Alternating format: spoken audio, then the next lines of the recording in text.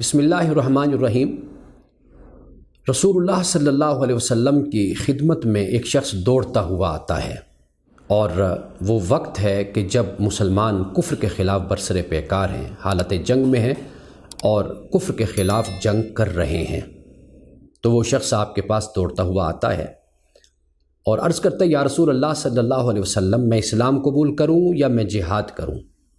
تو آپ فرماتے ہیں کہ پہلے اسلام قبول کر لو پھر جہاد کرو۔ وہ اسلام قبول کرتا ہے اور جنگ کے لیے نکل جاتا ہے، اور جنگ کرتے ہوئے وہ مرتبہ شہادت پر فائز ہوتا ہے۔ رسول اللہ صلی اللہ علیہ وسلم کو اس کی خبر ہوتی ہے۔ آپ فرماتے ہیں کہ اس شخص نے عمل تو تھوڑا کیا، لیکن جزا اس نے بہت پائی ہے، یعنی کثیر جزا اس کو ملی ہے، لیکن عمل اس کا تھوڑا ہے۔ کیوں؟ اس لیے کہ وہ شخص کہ جو اسلام قبول کرتا ہے، تو اسلام قبول کرنے کے بعد وہ گویا کہ ایسا ہے کہ جیسے آج اس کی ماں نے اس کو جنم دیا ہے، یا جیسے توبہ کرنے والا انسان ہوتا ہے، جب وہ توبہ کر لیتا ہے تو وہ ایسے ہوتا ہے کہ جیسے آج اس کی ماں نے اس کو جنم دیا ہے۔ اب اس کے عمل نہ ہونے کے برابر ہیں، لیکن چونکہ اسے نیک اعمال کرنے کی یا اعمال کرنے کی مہلت ہی نہیں ملی، تو اس وجہ سے اس سے باز پرس نہیں ہے۔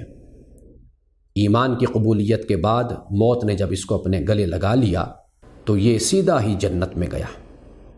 ہاں، وہ شخص کہ جو اسلام قبول کرتا ہے اس کے بعد پھر اس کو مہلت دی جاتی ہے۔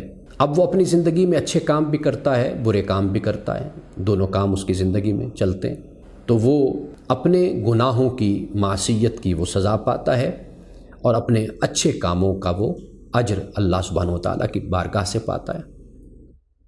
یہ بات سمجھ آتی ہے کہ کامل نجات دین اسلام سے وابستہ ہے۔